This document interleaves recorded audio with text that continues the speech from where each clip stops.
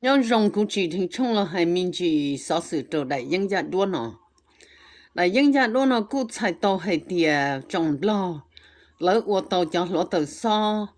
，mà Singapore xã dùa lỡ cho lo từ so và do tăng tàu hù hù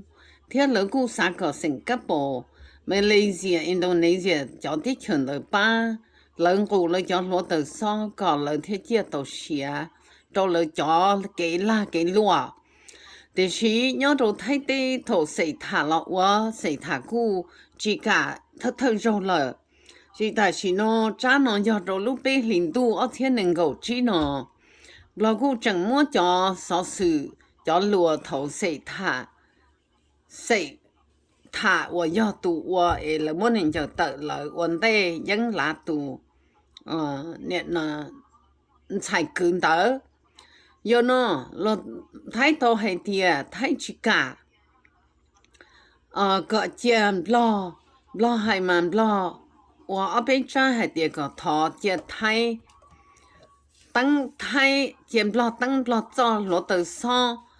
thầu là thay chỉ để chỉ tụ cả tròn từ mùng đua tí mùng trò lợn ra ở Singapore thêm mùng mua tàu trò san ra thì chỉ thay hay thì thay chỉ cả do hay thì nè nó lo yếu mua chỉ lo mua cho thay chỉ thay mà mua tàu sư thay chỉ bu lo mua thay đại cho tụ cả tròn từ vì do ô nó被生活hử mua cái sơ sinh chỉ被生活hử mua cái sĩ giả sĩ chế cũng chó chỉ被生nó chỉ cả bự chỉ cháu do nó thay chỉ cả cho lo mua lo cho cá thành cái ở do lo từ sau nó cha chọn gì rồi thay đại một rồi bùa thì Singapore giờ nó có số sự nó do số sự lọt chùa do nó chỉ thay sĩ thả tự nhớ cho họ bằng cô lúc bé lì nó giờ thay chỉ cả thay yêu có mua rồi thay mà mua rồi Singapore sư chị lo ta cái chị xe vì lỡ chỉ cho chạy trong lo chọn chọn gì lo từ sau nó xa mù giờ li nó cái cờ nó cho chú chị tầm lo nó chỉ do bé vì cái cờ ấy nhỏ bé họ đã cá mù cho lúc đi chân tờ lò bé thế chẳng sĩ tổ cho lù giờ nó bé sĩ cho hai mũ nè sợ hay thì chỉ cỡ lò cho và nè nó khởi tàu chúa cỡ tàu trồn nó lươn thở nè họ bám lông theo bé sợ được sĩ cho khởi chúa cỡ khởi tụ chú tụ chi dán tụ cô ca giờ nó lù mà đỏ nữ hay thì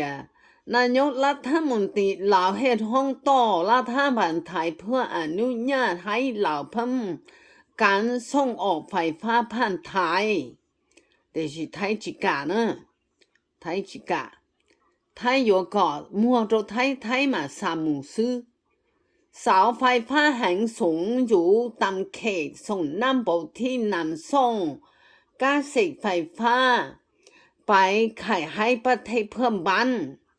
giờ nó lỡ lú station ไฟฟ้าเราอยาก company nó này chị lỡ tăng lên nó lỡ nhớ rồi sáng đồng trong xứ chị lỡ vô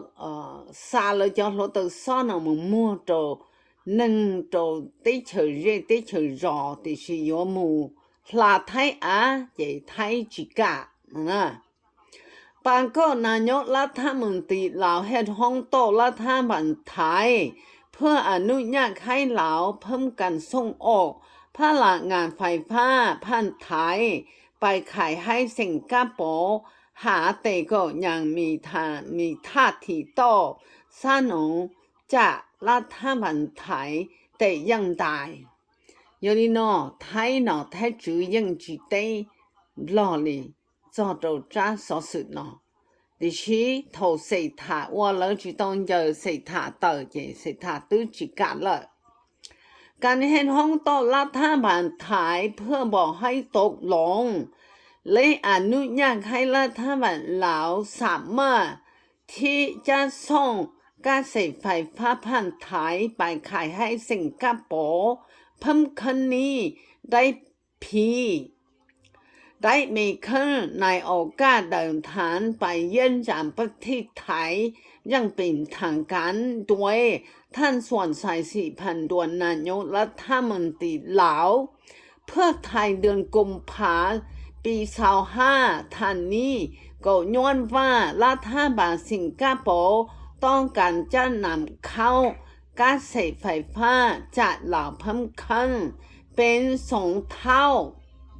rồi nó tới chờ Singapore lợi lúc ở liền nó lợi cũng giàu xe vô làm ngu lo cho lo từ so từ lo mù lý do ông bố giấy để chỉ cho ở trên nền cầu chi nó để chỉ nó chứ thái cũng chỉ cả nhở này bi sao ha vậy nữa hay nữa phâm khâmเป็นส่งเท่าในปี26หาเตภายใต้ก็ข้อตกลงระหว่างลาวไทยมาเลเซียสิงคโปร์นับแต่ปี23you know เราต้องชี้จดถาลูกอ้อเลยอ้อเทียน能够จีนองให้เดียจี里头อ้อเทียน能够找那么จะ有个理由อี上那安保ลอมเตอจอรถเตอร์ซ้อตั้งฟันจีรถเตอร์ซ้อนเดิมรอดิฉันของเตอร์นั่นจะย่อลาตั้งลาไทยได้อย่าเทียมมัวเตาโจมาเลเซียสิงคโปร์เราต้องถาจี里头เอาเทีย能够被逼老了ดิฉันมาหนอจูไทยกูจิกะเทีย有如果很急很低ก๊าซไฟฟ้าจากลาวเพิ่มขึ้นเป็น2 เท่าในปี2025ภายใต้ข้อตกลงระหว่างลาวไทยมาเลเซียสิงคโปร์นับแต่ปี23เป็นต้นไปรัฐบาลไทยได้ตกลงให้ลาวส่งก๊าซไฟฟ้าผ่านลำบากสายส่งของไทยสิงคโปร์ได้เพียง100 เมกะวัตต์有了且能够被人太古嘎海的这沙里木山中木老路等住ไฟฟ้าเนาะตอนดูรอสมดอกบ้านนอกสิจะปูซาลีอีปัวเมกะวัตต์ยอดซาตินลอมูแต่เมื่อลาวกับสิงคโปร์ต้องการที่จะเพิ่มการส่งก๊าซไฟฟ้าจึงจะต้องมีการให้ข้อตกลงไม่ด้วยแต่รัฐบาลลาวคาดหวังว่าจะได้หาการตอบสนองจากรัฐบาลไทยดังที่ท่านส่วนสายได้ยืนยันในโอกาสแถลงข่าวร่วมกับท่านนางเพทองทันสิงห์นาวัดจะตุนยไทยตุรัฐมนตรีใช้เนี่ยเนาะจะรวดแต่ซอกงเจโตเดิมรอรู้เนาะนายกรัฐมนตรีไทยตุนยตัวใช้รวดแต่ซอชารวดแต่ซอซะนะที่บางก็เมื่อบอกนั้นมานี้ว่าจะไทยตัวโยให้จะลงนายไทยตัวข้าพเจ้าเองจะได้เสนอให้รัฐบาลไทยพิจารณาโครงการซ่อมต่อตาไข่ไฟฟ้าลาวไทยมาเลเซียสิงคโปร์ระยะที่2ซึ่งเป็นส่วนหนึ่งของการซ่อมต่อพลังงานอาเซียนโดยสีฝ่ายก็มีท่าแหลงกันห่วมในปี23เป็นต้นมาและโครงการนี้ก็จะเป็นตัวอย่างที่ดีซึ่งการจัดตั้งปฏิบัติ1 ปีที่ผ่านมาบางเห็นว่าได้มี มาผลการตอบสนองพลังงานสะอาดให้บรรดาประเทศสมาชิกของสมาชิกอาเซียนด้วยกันฉะนั้นการขยายของการระยะที่สองก็จะเป็นการสนับสนุนความเป็นพึกเพียนของอาเซียนยอลินอยามัวมุโตสิงคโปร์เจยอลลูกกงหออาเซียนเถอเจยอลอยู่ตั้งก่อตอลีอีชงนมามัวอีโจเจยอรออ้อนเจก็เลยมัวโตเก๋ว่าก็เสด็จเชิงกาลอมุโตขอเก๋ว่าเสด็จตั้งโตเนาะว่าก็โตลู่หอบเพี้ยเนาะย้อน到好อาเซียนดิฉันไทยจิกาจะถูกเกิดในยังใดก็ตามรัฐบาลไทยก็ยังบ่มีท่าทีใดๆต่อการเฮ็ดห้องด้านก้าวของผู้นำรัฐบาลเหล่าแต่ว่าท่านเศรษฐาท่านวิสิงห์要读我了มันจะต了นายกรัฐมนตรีไทยคนกวนก็เคยได้ปฏิเสธต่อการเห็นห้องของท่านส่วนชายมาแล้วคันหนึ่งจะดูเนี่ยเนาะเศรษฐาท่านที่เสียเนาะเนี่ยตื้อจิกาอีโยเลยโดยได้เห็นโดยได้ให้เหตุผลว่าการส่งก๊าซไฟฟ้าเป็นเลื่อนผลประโยชน์ทางธุรกิจย่อยอีกนะมิซึ่งจะต้องถกลงการด้วยการให้ความสำคัญกับผลประโยชน์ทางธุรกิจเป็นด้านลัดหมายความว่าเราต้องขายก๊าซไฟฟ้าให้กับไทยเท่านั้นและไทยจะเป็นผู้ส่งไฟฟ้าจากลาวไปขายให้สิงคโปร์ดังที่ท่านเศรษฐายืนยันในฐานะนายกรัฐมนตรีไทยว่าไทย有这个不摸着ไทย这ไทยมาซา这到สิงคโปร์มาเลเซียอินโดนีเซียซื้要ให้เทียเจียจอดรถ上到之后ไทยรู้ที่เฉย只有到设备生活后了有么给我先差不了都นอไทยนี่ต้องให้เดียท่านผู้นำเราถามมาว่าขออนุญาตขายไฟฟ้าสะอาดไปให้สิงคโปร์ข้าพเจ้าบอกว่าบ่ได้ข้าพเจ้าบอกอนุญาตข้าพเจ้าบอกให้ขายถ้าหาต้องการจะขายก็ขายให้พวกไทยเฮาซื้อหมดพอพลังงานสะอาดเมียนจุกหมายที่เฮาจะก้าวไปข้างหน้ามัวตัวเลยยังละมามัวมุนตัวยาตอนได้ซื้อจุกแข็งของประเทศไทยคือเฮามีพัมที่กว้างใหญ่พวกเขามีศักยควรและสำคัญที่สุดก็คือพวกเขามีสายส่งพร้อมมีสายส่งที่พร้อมประเทศสิงคโปร์เองเขาก็ต้องการไฟฟ้าสะอาดแต่ว่าเขาไม่สามารถพัฒนาได้พวกเขาต้องซื้อจากเขตอ้อมค้างซึ่งไทยก็สามารถเป็นผู้ขายไฟฟ้าสะอาดให้เขาได้เรื่องนี้ไทย有個摸着ไทยซื้อไทยยังม่วนมั่วโตได้ดาไทยยังมั่วปังสือมั่วโตสิงคโปร์มาเลเซียหลังใจมู่กับพี่ฐานหน่วยหนึ่ง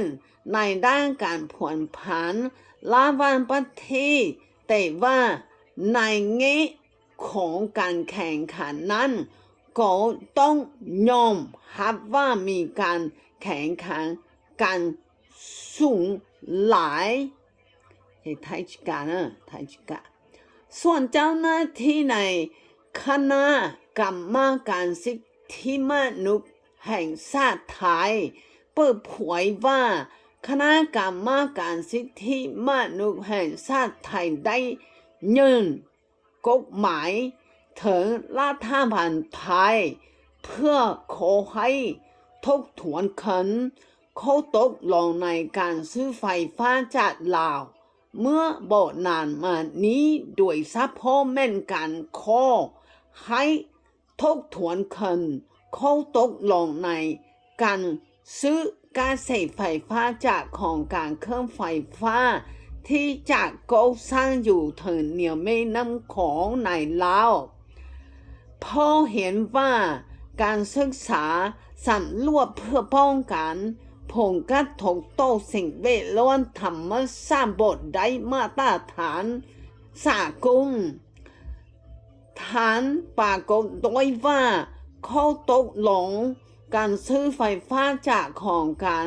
เครื่องต่างๆในลาวบ่ได้ให้ข้อมูลอย่างครบถ้วนแก่ประชาชนไทยอย่างน้อยแต่เราเราจึง知道เรามั่วจ่อ information เราให้เราไป生活อยู่ไทยจึงให้เกิดความกังวลใจ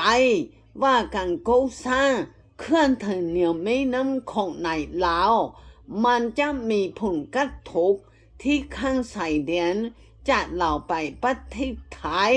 จึงถือว่าเป็นการละเมิดสิทธิตามรัฐ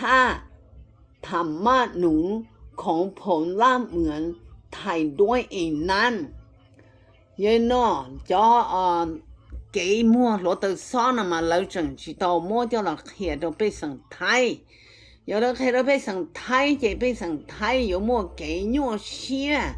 那这个不知道，有的呢，要正好要做在么叫落到上了拉台，车被上柴被上台或许，贴着要我做拉台度拉得他们能恐怖那么太多。นั่นเองอย่าลาไปสังหัวคือตัวนี่นะ constitutional right แล้วอย่า human right civil right เดี๋ยวไปสังหัวคือเทียอย่าเนาะไทยจิกาลอมัวลาไทยได้อามุโตสิงคโปร์มาเลเซียอินโดนีเซียเด้ออย่าเตรียมมัวไทยมัวเชิญล้อดัดดาลีมัวรถตัวซ้อนรถดาลีก็มัวโตไทยจะไทยมามัวโตมัวโตรอซื้อยอยนอมาไทยจันตนะจังจีโตเตเชี่ยมัวโตนอมรอที่ชีตื้อทอเสฐานย่อเจเสฐานตื้อเต้าจิกาแล้วย่อซื้อเรา要เนี่ยเนาะจีลังจียังท่าจีลังจียังท่าอีโยละจะยอเนาะไทยยัง有几个也เนาะ就ไทยจัง就到ได้จันเตอเนาะตรงเนาะจุนปลาเนาะจุนปลาลูเสียสามาเจ็ดเลยว่าเลยเลยมายังจออาจอกาหลวตัวซ้อนลาไทยได้อาก็เลยโตเลยขอกี่ละกี่ลัวที่ชีนอกจากไทยจีกะจะ要问到จะ要ใช้ไปสั่ง要ใจไปสั่งจะจึง要ให้ไปสั่งจะ要จูเนี่ยไปสั่งจะจึง要拉到他们努了有 constitutional right civil right 的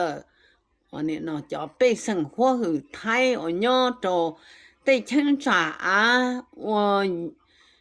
有驾照攞到收費翻的嘛，有家長認的入住，爛咗冇做睇嘅，有錯做睇的啊，爛入住冇做新加坡，也有你那路好偏啊，古要好偏要做沙地球啊先地，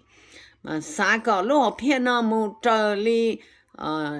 地球啊先個一路地球的路些啥。就是họ有家 cho lúa tờ son gì lúa tờ son mù hậu thấy đại á mù nó chỉ thấy cụ chỉ bảo rong chỉ cả thì tiền mà thấy nhưng tư chỉ cả hay thấy cho bây sinh hoa hữu lý thấy yêu cầu mua đâu thấy sư thấy mua lúa tờ son đông tàu chỉ mua đâu thấy chỉ thấy mà chùa đâu thấy lý mua tàu mua trâu bây lúc đi chờ lon đã u sư vậy nó chỉ lo khó họ lựa theo chân đời lon đời sinh sai sinh判断sinh sai nó chỉ nó thấy chỉ tế chỉ cho đâu tu sai trả lo từ sáng từ tế mình chỉ lì bên nó từ xứ bên chỉ chòm nó đại nó cũng do đại ó là do đại bê hay cho khó lo thọ có thấy bún lo chùa dây lo từ so là thái đại á mù mua đồ Singapore因为店lo cho lo từ so nó要cho chọ đồ tỏ hạ rong hạ chùa hạ bắt nông bắt nà sự chỉ lời do lo từ so hú sư chỉ Singapore cũng xả gió thì xin lo cũng do xả mua thiên